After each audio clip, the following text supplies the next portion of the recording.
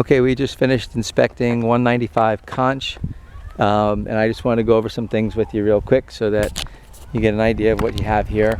House was built in 2001, so one of the first things you note is that everything here is from 2001. This house is on a public sewer system. You've got a sanitary access right here at the front yard. Tells me that that's a sewer system in the neighborhood, so we did not look for a septic system simply because we believe that the home is on a city sewer or a community sewer. The water meter comes in at the southwest corner.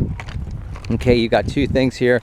The larger plastic valve box is the one with the water meter in it. Okay, just so you know. And as we walk on the west side of the property, what you see here, just things that I'll have in there. On the roof, there's a couple missing shingles and some maintenance to be done along the gable at the garage here. Some of these shingles are lifting. A little hard to see them from right here, but you'll see them in the photograph. They just need to be serviced hard down so they're not sitting up. Every building I do, 90% of them, they don't control roof drainage, and this is no different than the vast majority of the buildings that I look at. And you can see, because of the drainage that comes down from the roof, there's no gutters. You can see the erosion taking place, and that's having an effect on the grade of the property. The grade slopes down nicely, but not from the foundation, because the erosion has actually created a little bit of a canal area around the building, and that's not optimum for good results. So you'll want to fill that in so that you can prevent further erosion from happening. And if water continues to fall on the side of the building over time, it could affect the structure in a negative way. So this is not a major problem at this point, but the conditions are such that it warrants letting you know that ignoring something like that over time could take a toll on the building.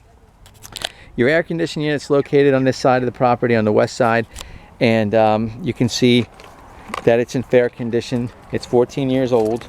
Okay, have minor maintenance items to put in there that you'll see, but here's the condensation line right there, so you can see it's visible and accessible.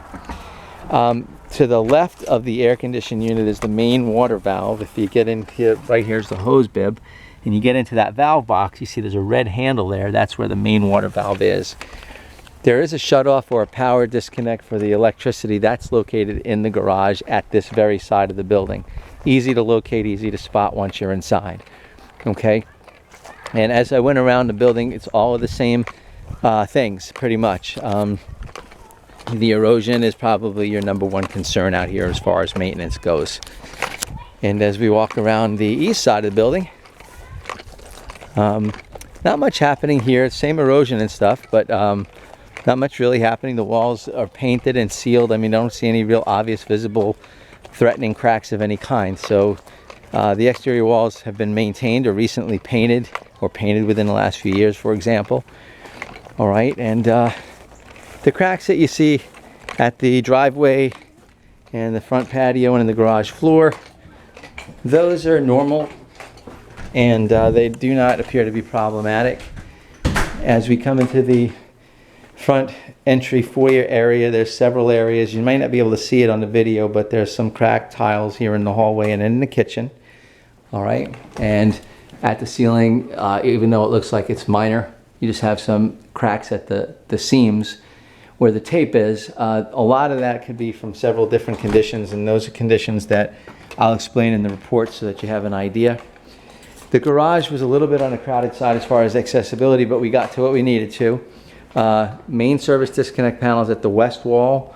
Water heater is at the northwest corner of the garage. Okay, that's a 40-gallon Bream unit. It's from 2001. The air handler unit's to the left side of the laundry area.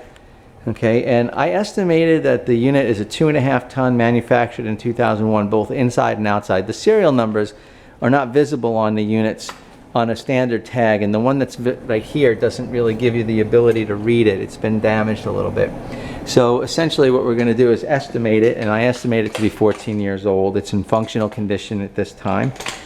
All right, washer and dryer are not conveying with the sale. They belong to the occupants now, but we did run briefly the washing machine to check the plumbing connections at the washer and the dryer as well. I have information on the dryer duct and vent from evidence I gathered in the attic that we're going to recommend just having some serviced under the dryer duct, because dryer lint is in the attic area. We did run appliances. The The cellar is not present, but the occupant is. And the refrigerator is theirs. It is functional, but it's leaving.